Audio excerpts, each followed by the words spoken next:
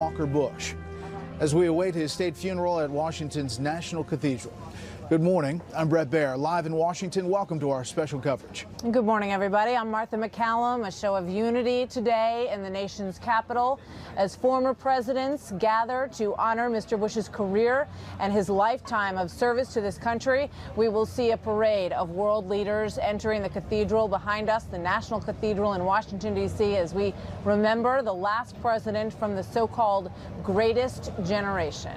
We have the program here, the official program, and inside it says that this is a celebration of and in thanksgiving for the life of George Herbert Walker Bush. And Martha, that is what you get from all of the people who served in the 41st President's administration, that they want this to be a celebration of his life, a remembrance, and we should be in for quite a show inside the cathedral behind us with the eulogist, including his son, the 43rd President. Yeah, we will also hear from Brian Mulroney, the former Prime Minister of Canada. John Meacham, his biographer, will be speaking today as well. So it's going to be obviously a comprehensive look at the look back at this extraordinary man. And it's always interesting. I think in history, you generally reflect back on presidents with affection, and that's what we've seen pouring out over the past several days. This morning, there was an editorial that was written by Jeb Bush, his son, and James Baker, his closest friend, and of course, Secretary of State. And in it, James Baker quotes the poet Yeats, and he says that President Bush 41 quoted this often. He routinely quoted the verse of William Butler Yeats, "Think where a man's glory most begins and ends, and say my glory was I had such friends." And we're going to see, I think, a beautiful gathering of those friends today for George Herbert Walker Bush. Logistically, the body will be transferred from lying in state in the Capitol Rotunda, where we have seen this outpouring from citizens from around the country, as well as people who work for the 41st President. Over there yesterday talking to Brad Blakeman, who said, I said, "How is this going?" And he said, "It's going exactly as President Bush would have wanted. On time, exactly who he wanted to be with, and some emotional moments in the Capitol Rotunda, particularly former Senator Bob Dole standing up and saluting the casket." That was an extraordinary moment, and they had so much in common. Obviously, they ran for the nomination of their party against each other twice. Bob Dole, 95 years old.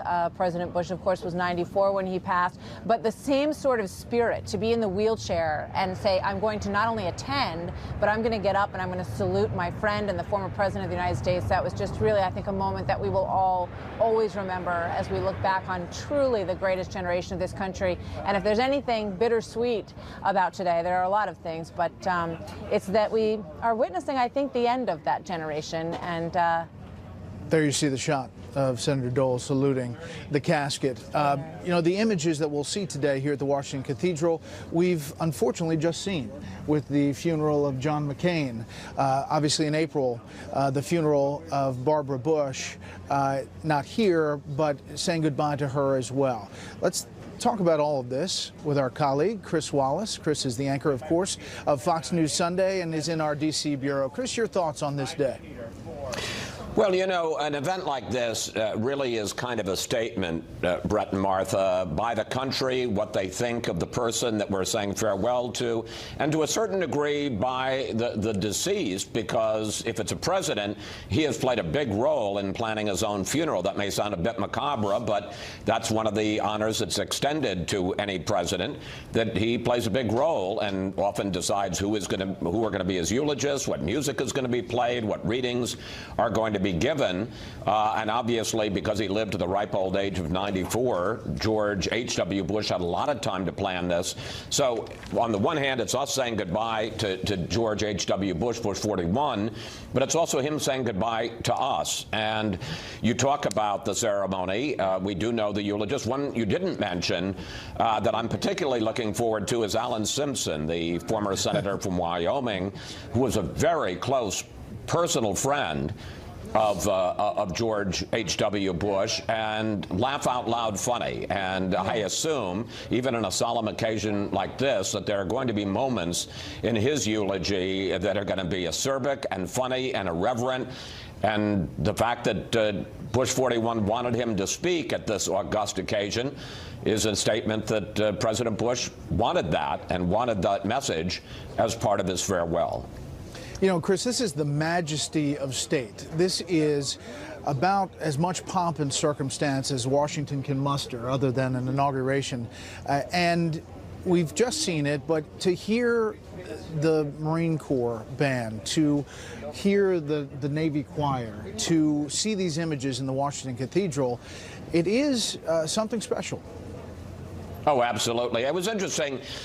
During one of the events, I think it was when Bush 41, his remains were put on what normally would be Air Force One. Instead, it was Special Air Mission 41, because the president, when he's not on board the plane we think of as Air Force One, it's never Air Force One.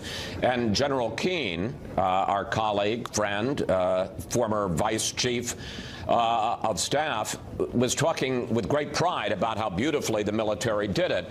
And that's something that I think that obviously military men, but the whole country takes pride in, the fact that we are able to carry these events off with a sense of precision, majesty, as you mentioned, exactly on time. And I suspect we'll see a lot of that today. It'll be a lot of heartfelt sentiment. It'll also be a lot of spit and polish, and it shows what this country is capable of when we all gather together, unify, in a common purpose, in this case, to say goodbye to a great American. Chris, one of the things that strikes me when we watch this group as they're starting to head into the cathedral this morning is the Bush dynasty. You know, we all sort of grew up with Bush 41 and then 43, of course. And you look at these families in American history. The Kennedys come to mind, and the Bushes, certainly. Not every president, when they pass, has this sort of generational relationship with the country. And Bush 41 is the patriarch of a true legacy in American politics. Well, I mean, think about it. There are only two families that have produced two presidents. The Adamses, back in the late 18th century, early 19th century, and the Bushes. And we're going to have an extraordinary experience today. I don't know. I wanted to do the research, and I haven't. Maybe you guys have, as to whether or not John Quincy Adams delivered a eulogy at the funeral of John Adams.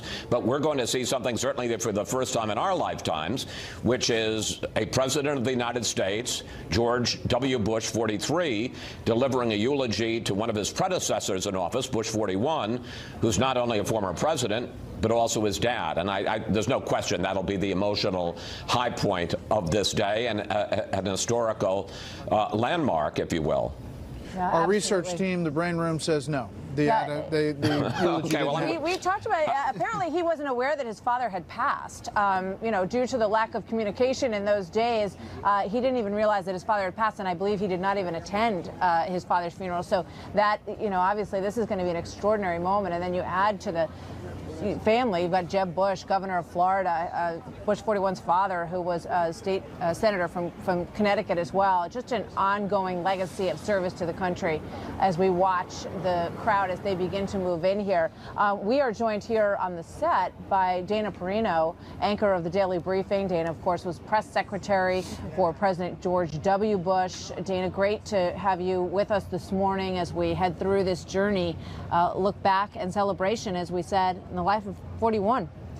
This is one of my favorite places in Washington. It's one of the nation's great treasures. If you come to Washington, if you don't leave the mall area, you wouldn't know it's here, but it is such a beautiful place and a fitting place to have a state funeral. And of course, as we were watching the crowd go through, and a lot of those people obviously worked for 41. A lot of the staff helping worked for 43, and I see them back here and waving to them because it's a celebration of his life.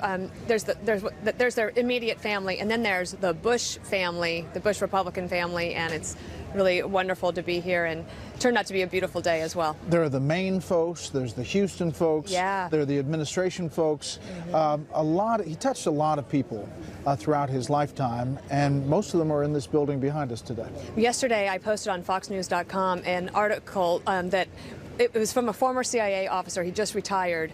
He didn't want to reveal his name, but he told me his story. So as told to him, as told to me, I wrote his story out. He was a young CIA guy, wasn't really fitting in with anybody else. He's a self-admitted jerk, and he's at the lunchroom. He's like to sit by himself. And one day he sees this shadow over him, and he looks up, and it was the director, George H.W. Bush, and he says, "May I have lunch with you?" Sure, of course. So he sits down, and he goes to introduce himself. He says, "Oh, I know who you are, and let's talk about you." And in that hour-long conversation, turns his whole thinking around about joining the agency, being a part of it, and he just retired after several decades of service. You saw the CIA directors all go to the Capitol Rotunda and pay respects, and it was interesting to watch all the different groups. And talking to the organizers, all of them were chosen, those times, that place, by the 41st president. And in particular, taking over the CIA at the time was not, the morale was low, to put it mildly. The Pike Commission had just finished, and George H.W. Bush was not at the CIA for very long, and yet later on they named the building after him. It's extraordinary to look at all these different positions that he had, that so many people in his life and who he worked for felt he would be perfect for. You know, UN ambassador, director of the CIA, ambassador to China, all of these. It's almost as if everybody who was in charge really wanted to give him jobs. You know, they wanted him to run these different organizations. He was willing to take the hard jobs, right? Yes. It's one of the great lessons for young people out there. Take the job no one else wants. Who wanted to run the Republican National Committee in the middle of Watergate? That's right. And he took that on and was able to do that. And what comes after a fashion, you get Reagan Bush. And then you have all of the great conservative moments that lead up to, actually, if you think about the two recent Supreme Court nominations that were just confirmed for President Trump, that was all those seeds were planted early on, and it takes a long time for those movements to really come to fruition. Dana, we appreciate you coming here because we know that you're going to this service. Yes, I'm going to go meet my husband in there, and he, my husband and I are obviously very honored to be here. But Peter is British birth, became an American citizen in 2006. I think he will probably be even more teary than me. This means a lot to him and to us, and I'm really grateful that Fox has given me an opportunity to talk about it. And I saw his socks. He's got American socks. They look good. Yeah, they look good. Yeah. Well, listen, enjoy. Wear your crazy socks today. I know it'll be sad, but we'd love to hear afterwards your thoughts. I'll be right here, and I'll do the 2 o'clock show from here as well. Excellent. Thanks, Dana. Thank you. Let's bring in Bill Hemmer, who's here on the grounds with us. Your thoughts, Bill? Brett, Martha, good morning to both of you. This is truly going to be a remarkable day for all Americans, from sea to shining sea, as President George H.W. Bush would have it. The first invitees were in line over my left-hand shoulder about 7:30 this morning, entering the National Cathedral behind me, and they continue to come in here by the busload. We will see a procession of arrivals about an hour from now for what will be a day of history at a place in our nation's capital that is laced with history, the National Cathedral, the first foundation block established in 1907.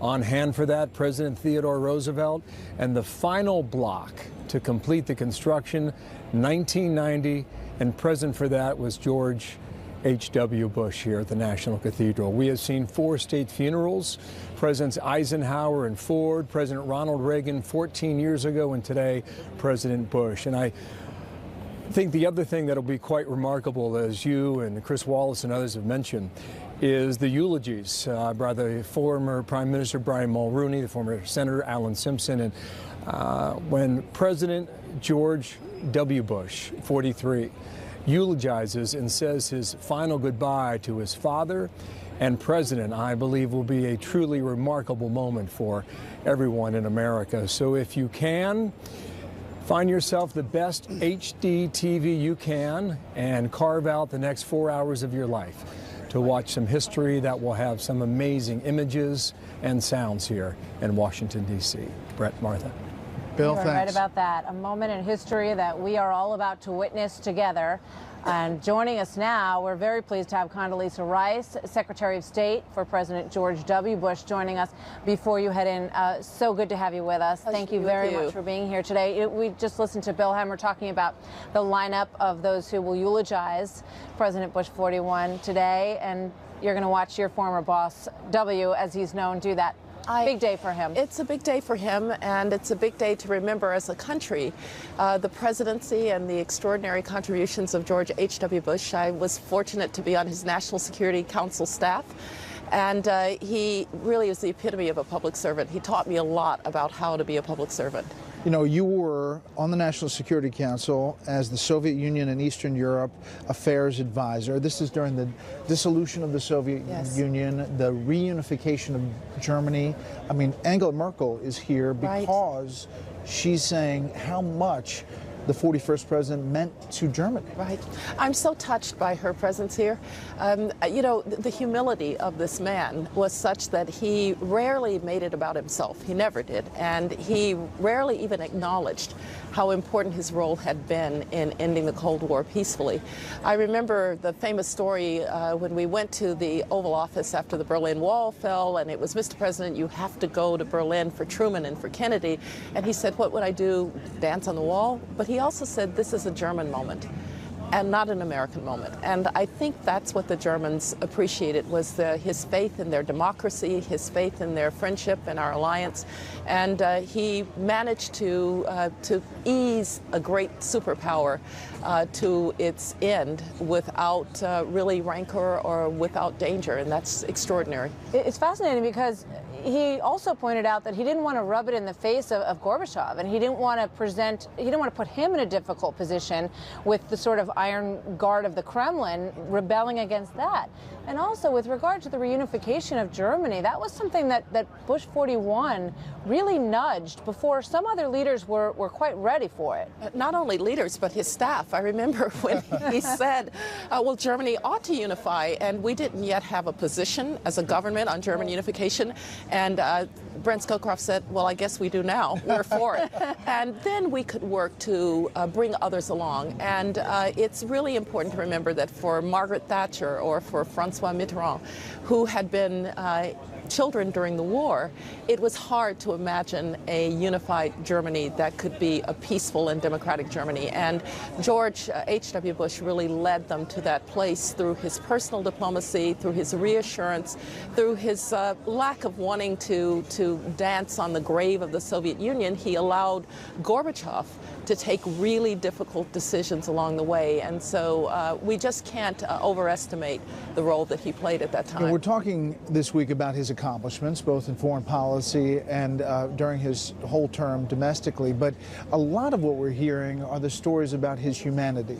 The stories about the people that he touched that didn't think that they were going to get the letter or the attention or something like that. Yes, he was the consummate personal touch person. He believed in it. Even with leaders, he wanted to be in touch with them, to develop relationships before he had to ask them to do something hard. And it is, to my mind, totally fitting that one of his great domestic achievements was the Americans with Disabilities Act, because it spoke to his compassion. It spoke to his humanity. I'm also just always amazed at how friends are around this family from decades and decades and decades ago. That says a lot about who the Bushes are, and my old boss, George W. Bush, very much made in that mold. But this was the patriarch of a great family, and he and his generation are going to be missed. He also liked to ride his boat really fast. With Putin and his security guard in it, he got a kick out of being able to do those things later in his life as well, right? Yes, and jump out of airplanes. He never stopped living, and that's the one great thing we can celebrate in this life. This was a life really well lived. He loved to serve the country. You, like him, served in a number of different jobs: National Security Advisor, Secretary of State. Think about going back in? No, thank you very much. I've done my part. And in some ways, this is a reminder that you get your time to try and serve the country. You do your very best. You make your mistakes, because human beings do.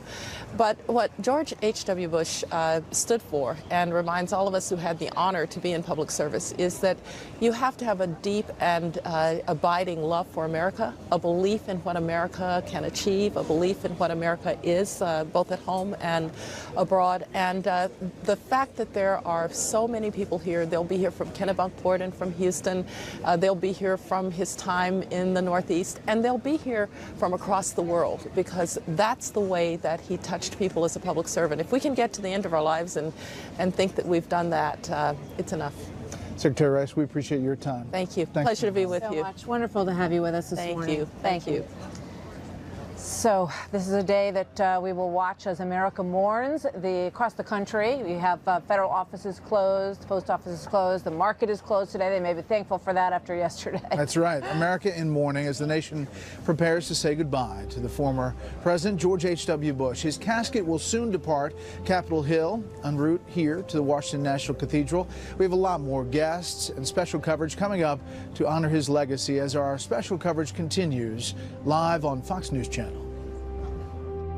So far, it's only good. I feel comfortable in the job. Not quite used to being called Mr. President. Went to the Oval Office, and everything was changed overnight, quick. Reagan was gone, Bush was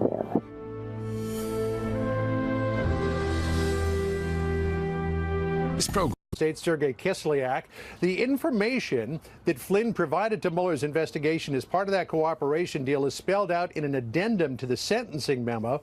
Much of it is redacted, but a couple of things that we can glean from it. First of all, Flynn participated in 19 interviews with the special counsel's office and Department of Justice investigators. He assisted in a criminal investigation. We don't know what it is, but so far we don't know of any criminal investigation regarding the president. The criminal investigations have involved Paul Manafort and Rick Gates, Michael Cohen, George Papadopoulos, the Russian hackers, and a couple of related individuals.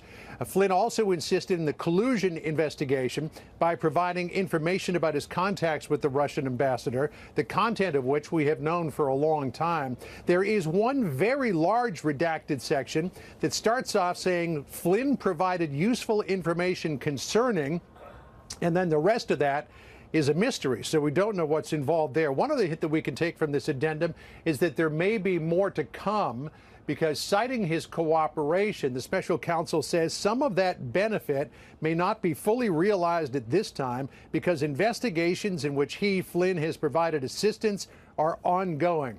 Sharp reaction from the president's legal team to this last night. Rudy Giuliani telling Fox News that the offense and the sentencing recommendation amounts to a crime of spitting on the sidewalk with major repercussions for many.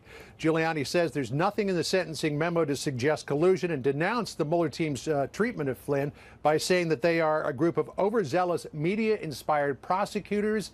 They are sick puppies. The president also very upset with the way that Mueller has been treating people like Michael Flynn and Paul Manafort. And to bring this all back around to you, I saw Rudy Giuliani entering the National Cathedral in a shot just a couple of minutes ago. Here on Pennsylvania Avenue, the German Chancellor Angela Merkel paid a visit to the Bushes at Blair House a short time ago, and I could see from my vantage point the motorcade assembling, getting ready to transport the Bush family up to Capitol Hill, and then the funeral procession will pass back along in front of the White House later on this morning. Brett, Martha?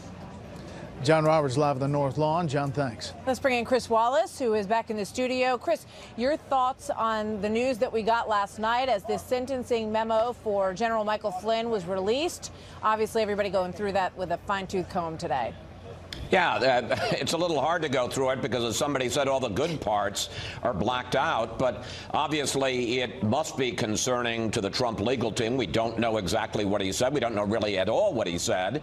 But the fact that there is so much there that's blacked out, and also Mueller's reaction, which is to say that Flynn provided substantial assistance in 19 interviews, so much so that they have asked for no jail time for him at all, means that they think they got a lot out of Flynn, and they're responding in kind. So this is substantial. I think one of the other points is that Flynn, by pleading guilty so early and cooperating so early, the Mueller team said led other people to basically flip and to begin to testify, and that was also helpful in the investigation. And this gives you an indication just how much we don't know. Michael Flynn was the president's top foreign policy advisor throughout the campaign. We do know that he had that meeting with Sergei Kislyak in December of 2016. So we really have no idea what he is telling the special prosecutor, but it must be substantial or he wouldn't have gotten this recommendation for no jail time at all. We'll see what we learned today. Full coverage on Special Report and the story tonight. Chris, thanks. We'll be back in just a bit as our special coverage of this funeral service continues. President George H.W. Bush's casket about to be moved from the Capitol Rotunda, escorted from the Capitol here to the National Cathedral. Karl Rove here with reflections on the 41st president's life and legacy next. We managed humongous historical change, capsulized into a 4-year period with finesse, I think, with strength. We were faced with major foreign policy problems, and I think we conducted our...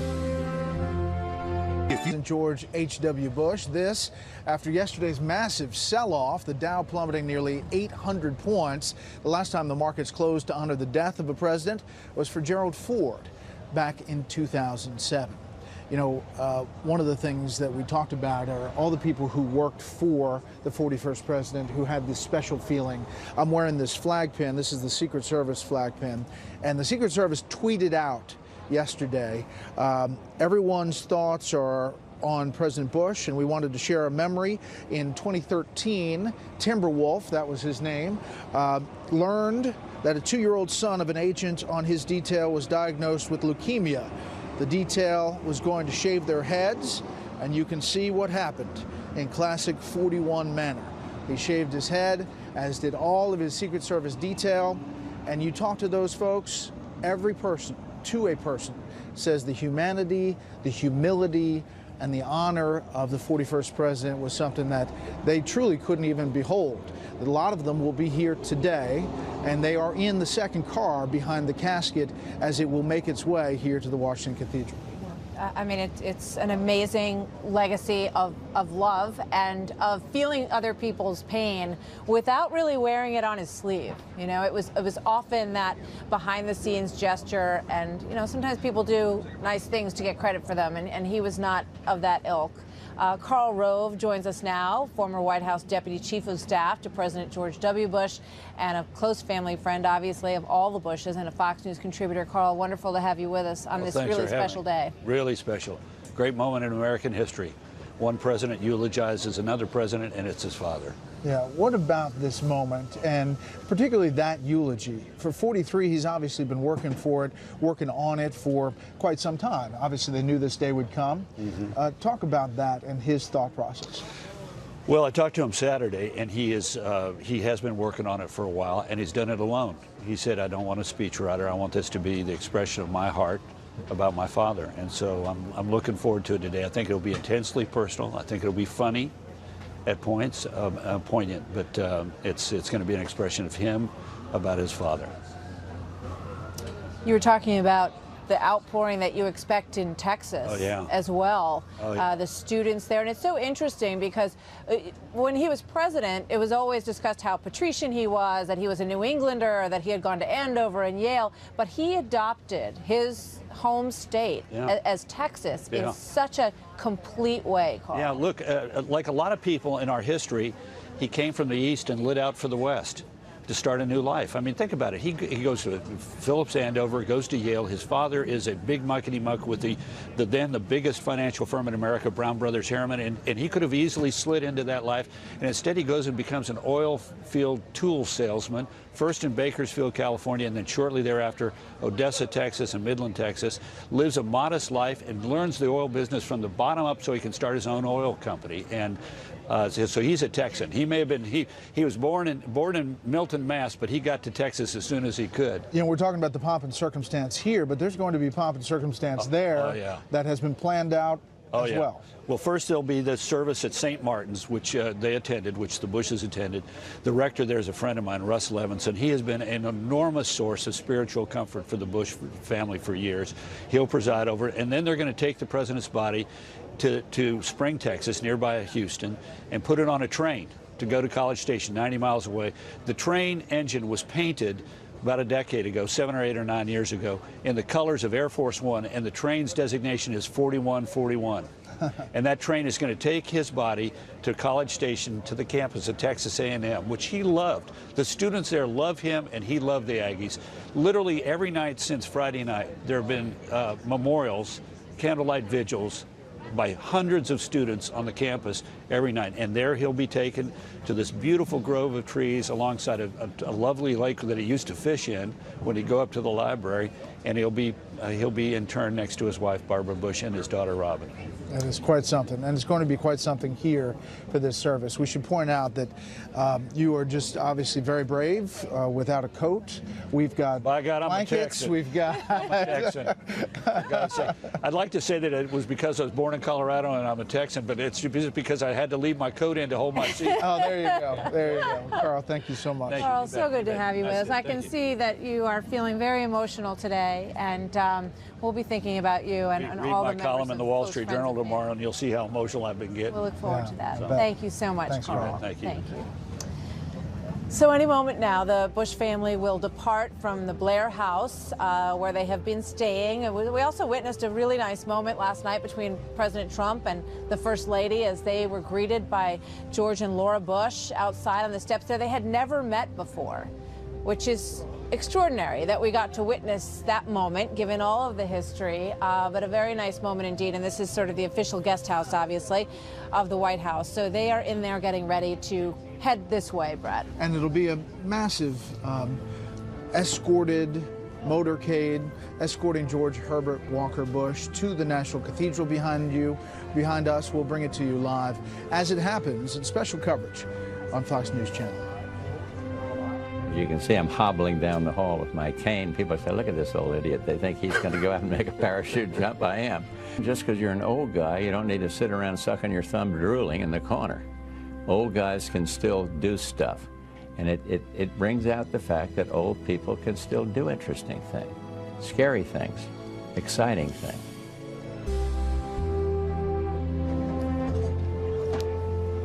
Welcome back, everybody. Blair House on the left-hand side of your screen, where the Bush family has spent the night last night just behind the White House. We're awaiting their departure, and we expect that we will see them come down those steps in a few moments. You know, we mentioned that President Trump and the First Lady met with the 43rd President and the former First Lady, but then we just heard from Carl that they spent a lot of time there, bringing the immediate family, the extended family, and telling stories about the 41st President there at the Blair House with the current president.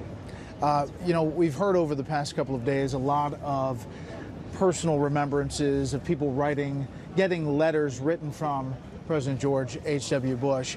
A friend of mine and a dear friend of the Bushes, Sam Palmisano, who used to be the CEO of IBM, shared this letter with me that he received back in 2009. This is George Bush, and I'll just read it to you, and because it's just so special.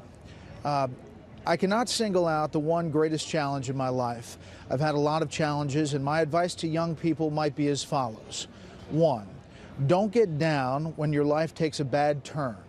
Out of adversity comes challenge and often success. 2, don't blame others for your setbacks.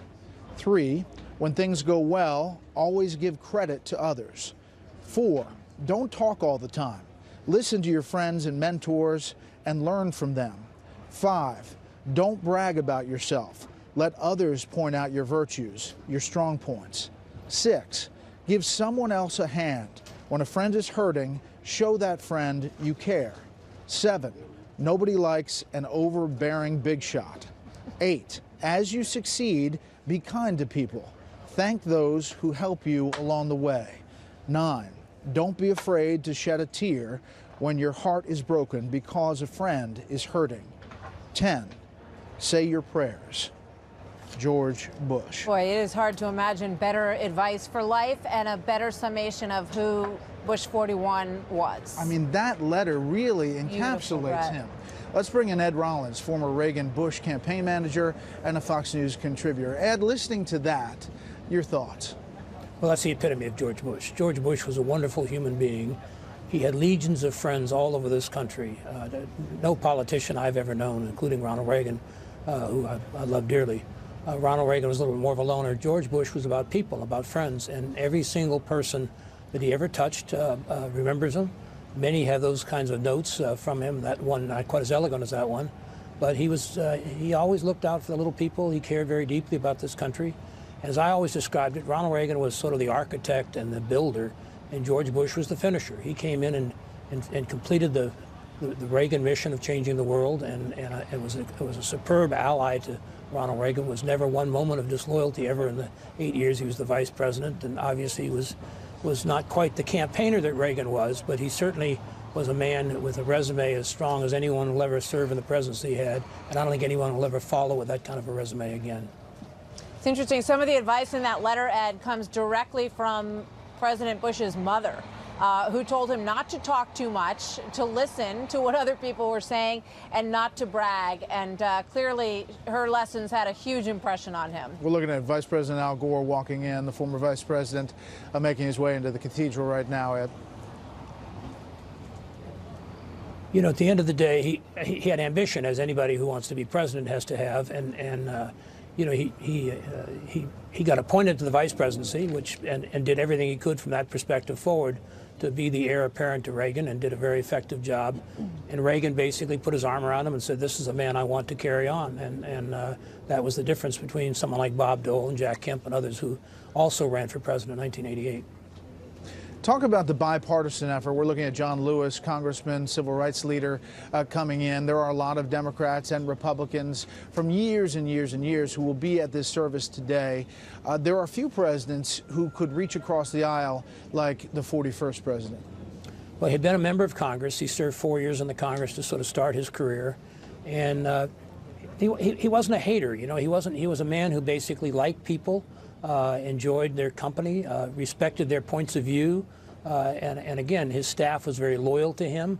The people that are there have great affection in their heart for him, and I think not that they're saddened by his death, they're saddened that he's not here anymore because he was such a part of their life. He had a wonderful, full life, lived it right to the fullest, right to the end, and I think the country was well served by his service throughout his life. Again, every job he ever did, he did well. Ed, when you think about the political role that Bush 41 played, I mean, he really was a moderate in many ways and sort of struck that balance. He sometimes brushed up against the difficulties of his relationship with the more conservative part of his party. Your thoughts on that legacy and whether or not that kind of politician can continue to exist, at least in this moment? Well, it's more difficult today, obviously, with cable television and social media and all the rest of it. But at the end of the day, he was someone who reached out. He made extra efforts.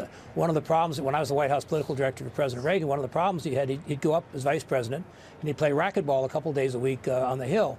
And every time he'd go to the Hill, some member would come up to him and say, "I need you to do a fundraiser. I need you to do a fundraiser." And of course, George, vice president, always said yes.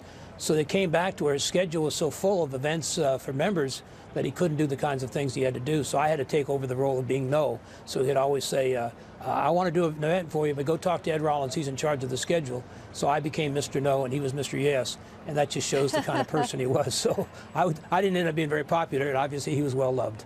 The good cop, bad cop routine. Absolutely. Ed, thank you very much. Thank you, Ed. We're looking live outside the Blair House, right across from the White House, where the Bush family is now, as you can see, mobilizing to get into the motorcade to escort the casket from the Capitol Rotunda here to the Washington Cathedral. You know, as we look back into the Washington Cathedral, you know, there are these amazing conversations that are going on before this service starts. One of them we just saw, which was with the National Security Advisor currently, John Bolton, and the former Vice President Dick Cheney. Yeah. And you kind of want to listen in to see what they're talking about if we could, but we can't. So let's bring in Chris Wallace instead.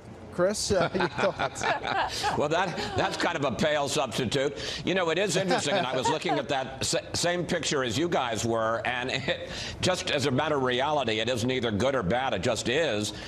Funerals, particularly big funerals, especially state funerals, are kind of social occasions in Washington, which isn't to say that there aren't genuine emotions and people don't feel badly about the passing of George H.W. Bush, but it is an opportunity for people to get together, sometimes from different generations, sometimes from different parties, and particularly this period of time now, which is going to go on for a while before the ceremony actually begins. They mill around like they would at a cocktail party, and they exchange talk. Sometimes it's pleasantry, sometimes it's reminiscences, sometimes it's real business. A couple of other perceptions that I've had watching our coverage today. One is that The general sort of read on George H.W. Bush was that he was famously not introspective, and that if you asked him some kind of psychological question, he would say, oh, you're trying to put me on the psychiatrist couch, and, you know, he dismissed the vision thing. The fact of the matter is, I think he's one of our most introspective presidents. You've been playing some of the interviews with him where he very much analyzes what he thought they did right, what they did wrong. You also played a clip earlier. John Meacham, one of the eulogists today, his biographer, wrote a wonderful book called Destiny and Power, and President Bush handed over to him his verbal diary, an audio diary. He kept a diary throughout his presidency, and sometimes in the middle of the night he would sit there and talk into a tape recorder and say what his feelings were. You played one earlier where he had just become president, and it's very raw, and you hear this before he sends troops into war and how much trouble he was having sleeping before the Gulf War. There are a couple that are just just so heartrending after he loses in 1992. He was a deeply introspective man, and I think shared his inner thoughts with historians, with his inner circle, and now with the world more than a lot of presidents did. One last point I want to make about this moment. I think there has been, and this is in no way a negative, but I think that there is always been a concern among the people who love George H.W. Bush that he is somehow overlooked, that he is seen either as Reagan's third term or as a transitional figure between Reagan and Bill Clinton. And you've seen the people that were closest to him at great pains to make the case for George H.W. Bush and that he was a historic figure in his own right. We had James Baker, his Secretary of State, and perhaps his best friend. They were friends for 60 years on Fox News Sunday this last week, and he said, I think he was the greatest one-term president of all time. And I think there's an effort, and a perfectly legitimate effort on the part of the people closest to him to say he doesn't just stand after Reagan or before Clinton, but he was a very consequential president in his own right. And, you know, this may be one of the last chances that the Bush team gets to make the case for 41, because obviously life will move on and we'll be focusing on other things. And I think it's important that we take this time to assess Bush 41's place in our history. Chris, thank you very much.